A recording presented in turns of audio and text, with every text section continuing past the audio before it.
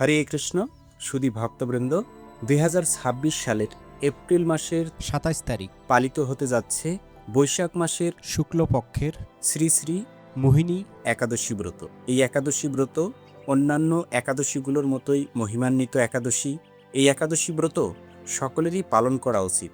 আজকের এই ভিডিওতে বর্ণনা করব মোহিনী একাদশী ব্রত মাহাত্ম্য কথা, সারা পৃথিবীতে কখন কোথায় একাদশী ব্রত পালিত হবে, একাদশী ব্রতের পারণ মন্ত্র, সংকল্প মন্ত্র এবং সারা পৃথিবীর 150টি স্থানের একাদশীর তারিখগুলো তো প্রদান করবই, পাশাপাশি একাদশীর যে পারণের সময়গুলো আছে সেই সময়গুলো আপনাদের সামনে প্রদান করব। তো আপনি আপনার স্থানের সময়সূচি দেখে যথাসময়ে একাদশী ব্রত করবেন এবং একাদশী ব্রত করার পর যথাসময় পালন করে নেবেন। কারণ একাদশী ব্রত যেমন গুরুত্বপূর্ণ, একাদশী ব্রতের পাশাপাশি পালনটিও ঠিক ততটুকু গুরুত্বপূর্ণ। তো একাদশী ব্রত কিভাবে পালন করতে হয় আপনাদের সকলেরই জানা আছে। তবুও যারা একাদশী ব্রত পালনে একেবারে নতুন, মানে আপনি একাদশী ব্রত শুরু করবেন কিন্তু নিয়ম সম্পর্কে একেবারে অজ্ঞ, তারা ভিডিওর নিচে সুন্দরভাবে কমেন্ট করবেন। আমি আপনাদের কমেন্টের উত্তর দেব কিভাবে আপনি একাদশী ব্রত শুরু করতে পারেন বা একাদশী ব্রত আরম্ভ করবেন, আপনি সেখান থেকে জানতে পারবেন। তো আমি কথা না বাড়িয়ে শুরু করছি মোহিনী একাদশী ব্রত মাহাত্ম্য কথা। কর্ম পুরাণে বৈশাখ শুক্লপক্ষের মোহিনী একাদশীর ব্রত মাহাত্ম্য বর্ণনা করা হয়েছে। মহারাজ যুধিষ্ঠির বললেন, হে জনার্দন, বৈশাখ শুক্লপক্ষিয়া একাদশীর কি নাম, কি ফল, কি বিধি, এ সকল কথা আমার নিকট বর্ণনা করুন। তদুত্তরে শ্রীকৃষ্ণ বললেন, হে ধর্মপুত্র, আপনি আমাকে যে প্রশ্ন করেছেন, পূর্বে শ্রী রামচন্দ্র বৈশিষ্ট্যের কাছে এই একই প্রশ্ন করেছিলেন। তিনি জিজ্ঞাসা করেছিলেন, হে মুনিবর, আমি জনকনন্দিনী সীতার বিরহজনিত কারণে বহু দুঃখ পাচ্ছি, তাই একটি উত্তম ব্রতের কথা আমাকে বলুন, যার দ্বারা সর্বপাপ ক্ষয় ও সর্বদুঃখ বিনষ্ট হয়। এই কথা শুনে বৈশিষ্ট্যদেব বললেন, হে রামচন্দ্র, তুমি উত্তম প্রশ্ন করেছ। যদিও তোমার নাম গ্রহণেই মানুষ পবিত্র হয়ে থাকে, তবুও লোকের মঙ্গলের জন্য তোমার কাছে সর্বশ্রেষ্ঠ ও পরম পবিত্র একটি ব্রতের কথা বলছি। বৈশাখ মাসের শুক্লপক্ষিয়া একাদশী মোহিনী নামে প্রসিদ্ধ। এই ব্রত প্রভাবে মানুষের সকল পাপ, দুঃখ ও মোহজাল অচিরেই বিনষ্ট হয়। তাই মানুষের উচিত সকল পাপ ক্ষয়কারী ও সর্বদুঃখ বিনাশী এই একাদশী ব্রত পালন করা। একাগ্র চিত্তে তার মহিমা তুমি শ্রবণ করো। এই কথা শ্রবণ মাত্রই সমস্ত পাপ বিনষ্ট হয়। পবিত্র সরস্বতী নদীর তীরে ভদ্রাবতী নামে এক সুবর্ণা নগরী ছিল। চন্দ্রবংশজাত ধৃতিমান নামে এক রাজা সেখানে রাজত্ব করতেন। সেই নগরীতে ধনপাল নামে এক বৈশ্য বাস করতেন। তিনি ছিলেন পুণ্যকর্মা ও সমৃদ্ধশালী ব্যক্তি। তিনি নলকূপ, জলাশয়, উদ্যান, মঠ ও গৃহ ইত্যাদি নির্মাণ করে দিতেন। তিনি ছিলেন বিষ্ণুভক্তি পরায়ণ ও শান্ত প্রকৃতির মানুষ। সুমনা, দুর্তিমান, মেধাবী, সুকৃতি ও দৃষ্টবুদ্ধি নামে তার 5 জন পুত্র ছিল। পঞ্চম পুত্র দৃষ্টবুদ্ধি ছিল অতি দুরাচারী। সে সর্বদা পাপকার্যে লিপ্ত থাকত। পর স্ত্রী সঙ্গী, বেশ্যাসক্ত, লম্পট ও ধূতক্রিয়া প্রভৃতি পাপে সে অত্যন্ত আসক্ত ছিল। দেবতা, ব্রাহ্মণ ও পিতামাতার সেবায় তার একেবারে মতি ছিল না। সে অন্যায় কার্যে রত, দুষ্ট স্বভাব ও পিতৃধন ক্ষয়কারক ছিল। সবসময় সে অভক্ষ ভক্ষণ ও সুরাপানে মত্ত থাকত। পিতা ধনপাল একদিন পথ চলছিলেন। হঠাৎ তিনি দেখতে পেলেন দৃষ্টবুদ্ধি এক বেশ্যার গলায় হাত রেখে নিঃসংকোচে ঘুরে বেড়াচ্ছে। তার নির্লজ্জ পুত্রকে এভাবে চৌরাস্তায় ভ্রমণ করতে দেখে তিনি অত্যন্ত মর্মাহত হলেন। এই কুস্বভাব দর্শন করে ক্রুদ্ধ হয়ে তিনি তাকে গৃহ থেকে বার করে দিলেন। তার আত্মীয় স্বজনও তাকে পরিত্যাগ করল। সে তখন নিজের অলঙ্কারাদি বিক্রি করে জীবন অতিবাহিত করত। কিছুদিন এইভাবে চলার পর অর্থ অভাব দেখা দিল। ধনহীন দেখে সেই বেশ্যাগণও তাকে পরিত্যাগ করল। অন্ন বস্ত্রহীন দৃষ্টবুদ্ধি ক্ষুধা তৃষ্ণায় অত্যন্ত কাতর হয়ে পড়ল। অবশেষে নিজের গ্রামে সে চুরি করতে শুরু করল। একদিন রাজপ্রহরী তাকে ধরে বন্দি করল, কিন্তু পিতার সম্মানার্থে তাকে মুক্ত করে দিল। এভাবে বার কয়েক সে ধরা পড়ল ও ছাড়া পেল, কিন্তু তবুও সে চুরি করা বন্ধ করল না। তখন রাজা তাকে কারাগারে বন্ধ করে রাখলেন। বিচারে সে কষাঘাত দণ্ড ভোগ করল। কারাভোগের পর অন্য উপায়ে দৃষ্টবুদ্ধি বনে প্রবেশ করল।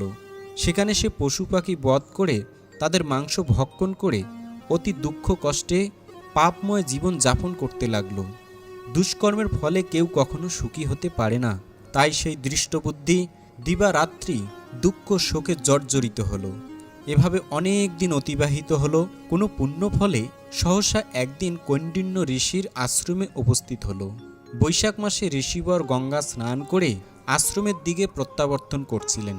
শোকাকুল দৃষ্টবুদ্ধি তার সম্মুখে উপস্থিত হল। ঘটনাক্রমে ঋষির বস্ত্র হতে এক বিন্দু জল তার গায়ে পড়ল। সেই জল স্পর্শে তার সমস্ত পাপ দূর হল। হঠাৎ তার শুভবুদ্ধির উদয় হল। ঋষির সামনে সে কৃতাঞ্জলি পুটে প্রার্থনা করতে লাগল, হে ঋষি শ্রেষ্ঠ, যে পুণ্য প্রভাবে আমি এই ভীষণ দুঃখ যন্ত্রণা থেকে মুক্তি লাভ করতে পারি তা কৃপা করে আমাকে বলুন। ঋষি বললেন, বৈশাখ মাসের শুক্লপক্ষের মোহিনী নামে যে প্রসিদ্ধ একাদশী আছে, তুমি সেই ব্রত পালন করো। এই ব্রত ফলে মানুষের বহু জন্মার্জিত পর্বত পরিমাণ পাপরাশিও ক্ষয় হয়ে থাকে। মহামুনি বৈশিষ্ট্যদেব বললেন, কৌণ্ডিন্য ঋষির উপদেশ শ্রবণ করে প্রসন্ন চিত্তে দৃষ্টবুদ্ধি সেই ব্রত পালন করল। হে মহারাজ রামচন্দ্র, এই ব্রত পালনে সে নিষ্পাপ হল, দিব্য দেহ লাভ করল। অবশেষে গরুরে আহরণ করে সকল প্রকার উপদ্রবহীন বৈকুণ্ঠে গমন করল। হে রাজন, ত্রিলোকে মোহিনী ব্রত থেকে আর শ্রেষ্ঠ ব্রত নেই। যজ্ঞ, তীর্থস্নান, দান ইত্যাদি কোনো পুণ্যেই এই ব্রতের সমান নয়। এই ব্রতকথা শ্রবণ কীর্তনে সহস্র গোদানের ফল লাভ হয়। হরে কৃষ্ণ। তো এই ছিল মোহিনী একাদশী ব্রত মাহাত্ম্য কথায়। এখন সারা পৃথিবীর 150টি স্থানের একাদশীর তারিখ এবং পালনের সময়গুলো প্রদান করছি। এখানে যে তারিখটা থাকবে সেটা হচ্ছে একাদশীর তারিখ, মানে ওই দিন একাদশী ব্রত পালন করতে হবে। আর একাদশীর পর দিন সকালবেলা, মানে এই চার্টের মধ্যে দেখবেন তারিখের পাশাপাশি একটা ঘড়ির সময়ের মতো আছে, সেটা হচ্ছে পারণের সময়। এই পারণটা কি, মানে একাদশীর দিন আপনি তো পঞ্চরবি শস্য বর্জন করেছেন। পঞ্চরবি শস্য মানে ধান, গম, ভুট্টা, সরিষা জাতীয় যত প্রকার খাদ্য আছে সেগুলোকে বর্জন করেছেন। আর পারণের দিন মানে একাদশীর পর দিন সকালবেলা যখন আপনি সেই পঞ্চরবি শস্য জাতীয় কোনো খাবার, ভগবানকে নিবেদন করা প্রসাদ আপনি গ্রহণ করবেন, তখন আপনার সেই ব্রতটি সুসম্পন্ন হবে। আর সেটাকেই বলা হয় পারণ। তো আপনারা সময়গুলো দেখুন।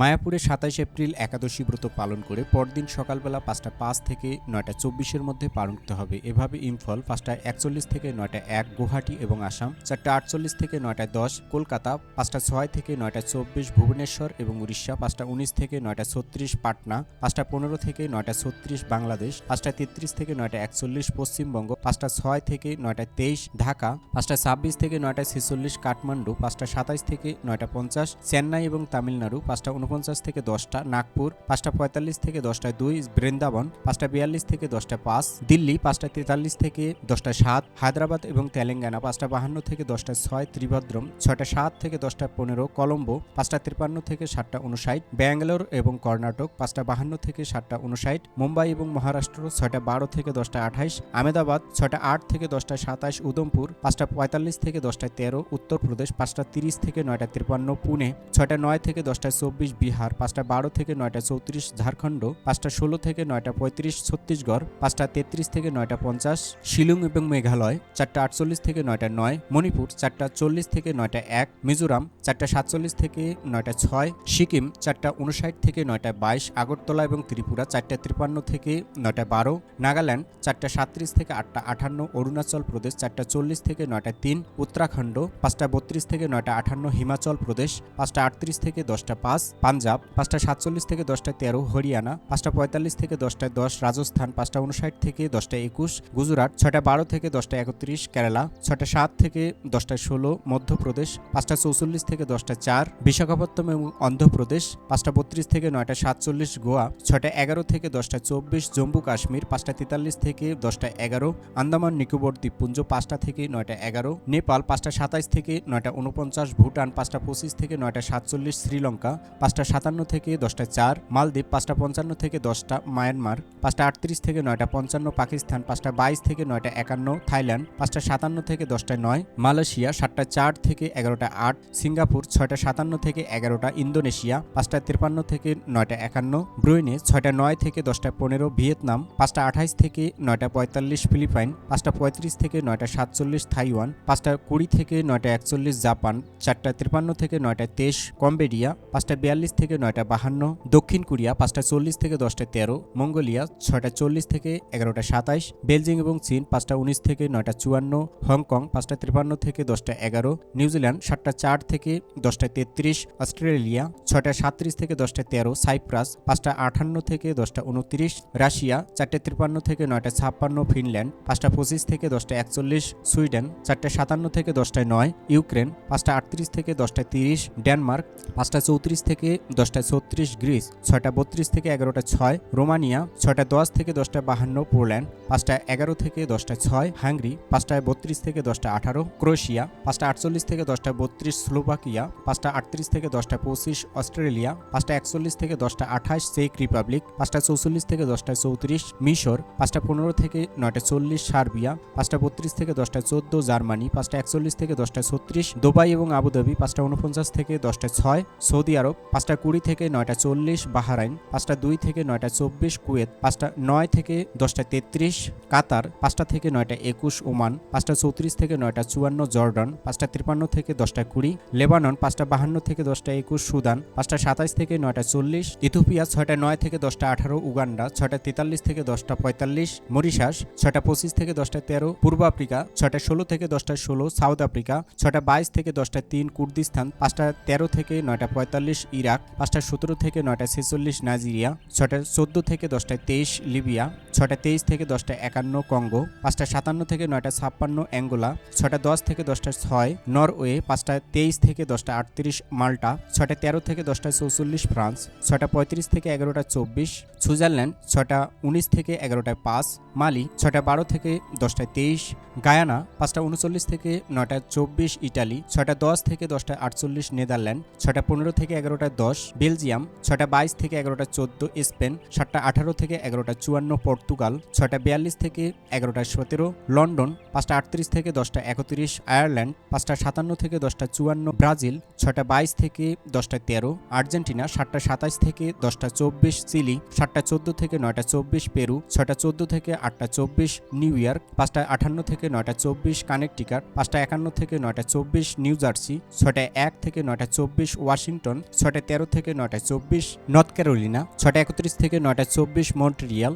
5:46 থেকে 9:24, টরন্টো 6:14 থেকে 9:24, অটোয়া 5:55 থেকে 9:24, জর্জিয়া 6:49 থেকে 9:24, ফ্লোরিডা 6:51 থেকে 9:24, কলম্বিয়া 5:45 থেকে 8:24, ম্যানিটোবা 5:54 থেকে 8:24, টেনেসি 5:56 থেকে 8:24, মিশিগান 6:37 থেকে 9:24, ডালাস এবং টেক্সাস 6:42 থেকে 8:24, মেক্সিকো 7:09 থেকে 8:24, শিকাগো 5:50 থেকে 8:24, অন্টারিও 6:21 থেকে 9:24, সাসকেচুয়ান 5:42 থেকে 7:24, ব্রিটিশ কলাম্বিয়া 5:49 থেকে 6:24, অ্যালবার্টা 6:24 থেকে 7:24, ক্যালিফোর্নিয়া 6:07 থেকে 6:24, সান ফ্রান্সিসকো 6:17 থেকে 6:24, ওয়াশিংটন 5:49 থেকে 6:24। তো এই ছিল সারা পৃথিবীর প্রায় 150টি স্থানের একাদশীর তারিখ এবং পালনের সময়গুলো।